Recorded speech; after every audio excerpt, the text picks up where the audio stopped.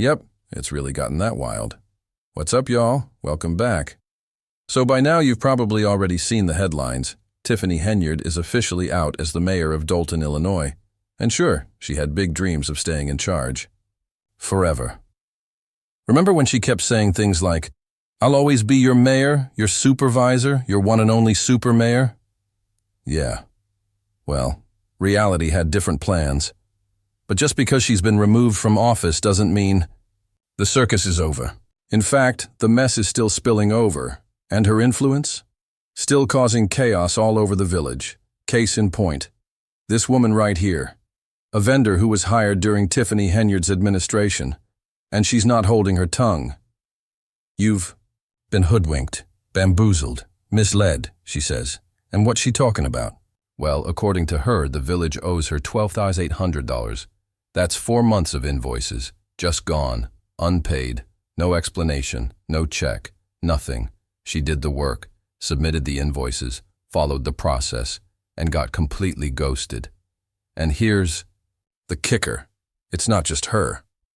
Word on the street is multiple. The agreement was we worked twice a day, once on Saturdays, and the payment was $3,200 per month. Now she says she is in jeopardy of losing her cleaning business. Vendors who worked under Henyard's watch are all saying the same thing. They haven't been paid. But instead of anyone looking into it seriously, they keep getting the runaround. No answers, no accountability, just more confusion and silence. And while all this is happening, Henyard's out here smiling for the cameras, talking about book. Not even an email sent, not even partial payment, nothing. Just no answer at all. It's just devastating. Deals, grilling goat meat, and thanking her haters for the motivation. Meanwhile, actual hard-working people are still chasing down money they earned months ago. This is the kind of mess she left behind, and it's not going away just because she's out of office. Shania Willil-Newick says she was proud to serve the village of Dolton, especially the police department. Her company, TNT Cleaning Solutions, was hired in 2023 to take care of cleaning services for the Dolton PD while Tiffany Henyard was still in charge.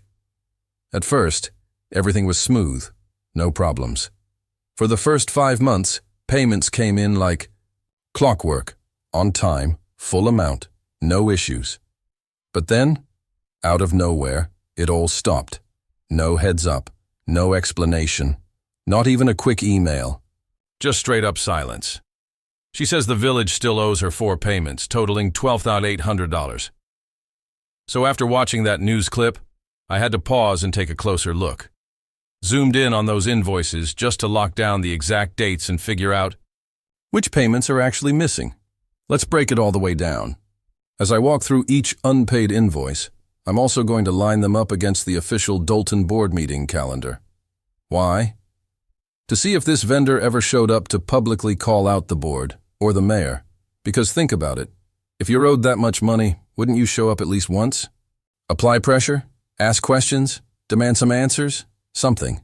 Anything. Just to get the ball rolling or at least get some clarity. All right, let's start with the first invoice she claims was never paid. The date's a little blurry, but it looks like March 23rd, 2024. That's the one she says was completely ignored. Now let's pull up the Dolton board meetings that happened after that date and find out if her name was mentioned, or if she ever stepped up to that podium to say something. So this next clip comes from a Mr. Dots meeting, and after doing a little digging, I found out Dots stands for Democrats of Thornton Township. All right, fair enough. He gets a pass for that one. But just so we're all on the same page, if you don't recognize him, that's Michael Smith. Yeah, the same Michael Smith who was one of Tiffany Henyard's loudest supporters, always caping for her no matter what she did. Thankfully, he's not holding any official government role right now. Anyway, let's keep it moving. That specific board meeting happened on April 1st, 2024. So I pulled up the list of speakers during the public comment portion, and guess what? Nowhere on that list was the cleaning vendor. She didn't pull up to that meeting to confront the board or mention her missing payments. Okay, maybe she was giving them a little grace period. Maybe she thought the money was coming any day now. So I skipped ahead to the next board meeting, May 6th, 2024. I combed through the names again, looked at every single speaker, and once again, no sign of her. Nothing. No mention. No appearance. Now here's where it gets even more interesting. The next invoice she submitted is dated May 23, 2024. She says that one still hasn't been paid either.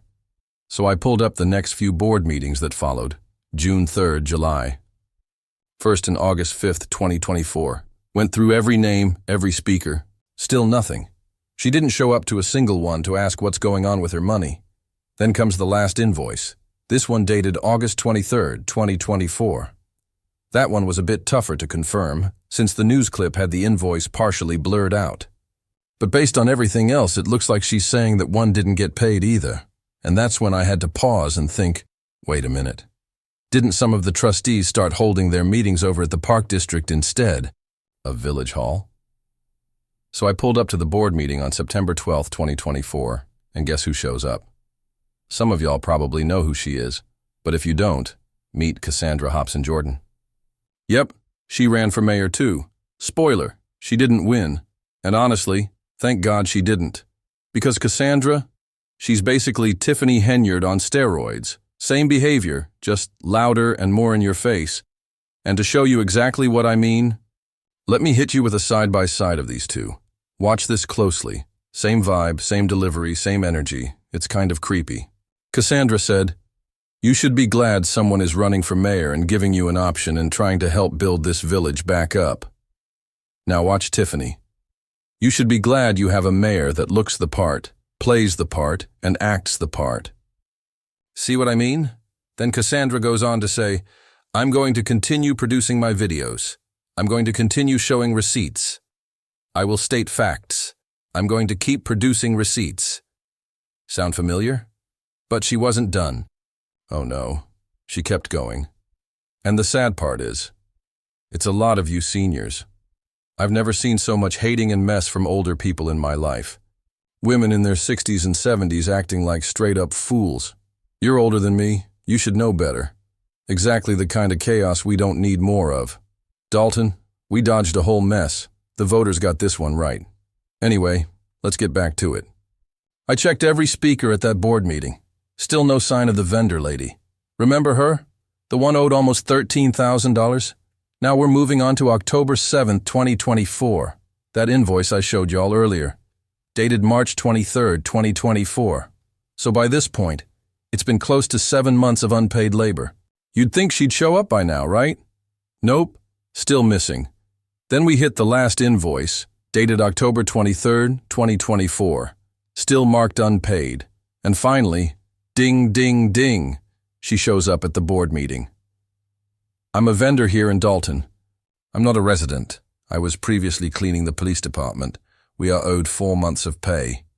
Even when we weren't being paid, we still showed up every day and did our job." Now hold up. I've been trying to wrap my head around this. Who keeps going to work for 4 months knowing they're not getting paid? Me?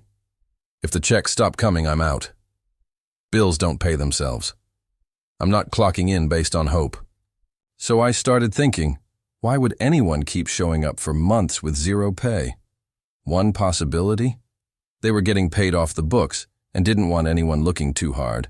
Or maybe someone kept whispering, "Just wait, the checks coming, it's gonna be big." Either way, this ain't smart business. This ain't even street smart. You don't work on vibes and promises. And here's another theory. Maybe Tiffany and her team went off script. Maybe they brought this woman in under the radar, with no board approval, no vote, no nothing. I know. Tiffany always follows protocol. Yeah, sure. But let's be real. Cutting corners is her thing. And vendor lady, she's not alone. There's another guy. He stepped up at that same board meeting, saying he hadn't been paid either. And guess what? Tiffany Henyard personally asked him to work. I don't live in Dolton, but I'm a contractor. I own S&S Lawn Service. I ran into the mayor while working, and she asked me to take care of some properties. So I dropped everything in my city and came to Dolton. I cleaned up 160 properties in 2 weeks. Hold on, sir. Where's your paperwork? Was there a contract? Did the board approve this? Or were you just winging it off a handshake? He even said, I cut them for a little bit of nothing. What? What even is a little bit of nothing? That's not a number. That's not a dollar amount. That's pure vibes. Now he's mad the board didn't pay him. But here's the thing. The board can't just be out here cutting checks based on side conversations. They're supposed to protect public funds, not pay out favors made in parking lots. That's why RFPs exist, request for proposal. It keeps things above board, fair, and documented. When money's tight and eyes are watching, you follow procedure. Period. You want to get paid? Cool. But where's the paperwork? The line item? The board vote? RFPs stop this exact type of mess from happening. And before you say Tiffany didn't know better, she did. Back in 2014, there's actual footage of her, back when she was a trustee, asking for an RFP. Next on my list is, I'd like to request an RFP, which stands for Request for Proposal, for a board-up company. Boom. So she knew the process. When she skipped it, it wasn't ignorance. It was deliberate. The current process we all agreed on says background checks are required, and the person doesn't start until the background clears. That's what's happening here. Once it clears, we can schedule a special meeting and move forward. Until then, he'll begin working in the village. Translation: I'll do what I want and clean it up later. Tiffany basically brushed off all the red flags and carried on like nothing happened. Now I'm not going to rehash the full Keith saga. We've all seen the receipts. But Jason, at least, added some accountability by asking vendors to CC him directly. Now for Tiffany's reaction to the vendor. A lot of y'all come up here talking about stuff you have no proof of. You say the mayor's not paying you. I'm the one who always tries to make sure vendors get paid. I'm not the one holding things up. I didn't take you off the warrant list. Defensive. She took it personal. But the vendor? She wasn't attacking. She just asked for her check. Calm and respectful. And Tiffany hit us with this. My attorneys told me to say this to DJ, the guy you voted for to pour the concrete. Every resident deserves their money. Pay me what you owe me. That's why I'm here. Was this frustration or a performance? Because nothing with Tiffany is ever that simple. She plays both sides. So maybe, just maybe, this whole scene was scripted. Maybe she and the vendor had a backdoor deal and wanted to make it look like there wasn't one. Wouldn't be the first time she moved like that. Let's pivot to the vendor's news interview, because she dropped more gems. She said, I reached out because I believed you'd tell the story right. I've seen how you handled previous situations. You dug in, got results, and held folks accountable. That's why I came to you. I also contacted the village. Their response? The village is aware of the vendor's claims and acknowledges that this, along with several other agreements, was initiated under the former mayor and her administration. As we work through the aftermath of that leadership, we are actively reviewing all outstanding agreements. Reporter asked the vendor, Do you have any sympathy for the current mayor? Her answer? No, not even a little. When you step into a role previously held by someone else, you inherit their mess. You don't get to pick and choose. You clean it up. That's part of the job. And that hit me. Because that's what leadership is. Own the mess, even if you didn't make it. Now flashback to a wild moment in a board meeting. A woman walks in after work, grabs the mic and says, I'm a resident of Dolton, though I'm originally from Chicago. Miss Tiffany, I've never met you, but I believe you're a queen, and I'm here to crown you. She keeps going. People been leaving flyers on my door, and I'm starting to take it as harassment. But I'm Team Tiff. I think you're doing a phenomenal job. I tip my hat to you, and everyone on that board. Teamwork makes the dream work, right? But Tiffany had been in office since May 8th, 2021. This meeting was in June 2022, over a year in. So what exactly had changed? This woman ends up crowning Tiffany in a government meeting. And Tiffany? She soaks it up. Oh, wow. I'm adjusting my crown, sitting on my throne just for you, baby. With support like that, no wonder her confidence was through the roof. But now that Jason House is in charge, that same benefit of the doubt is gone. The village says they've brought in an outside firm to review pending contracts and vendor claims. They also confirmed they're working with the cleaning company to find a fair resolution. I reached out to Tiffany for comment. She didn't respond.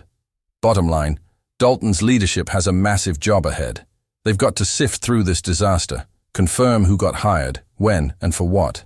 If they don't, people will start popping up claiming they're owed money. So yeah, Jason. House has his work cut out, but he's moving in the right direction. All right, that's it for today. If you got value from this, drop a like. New here? Hit subscribe so you don't miss what's next. And remember, when someone talks too fast, watch your wallet, especially in Dolton.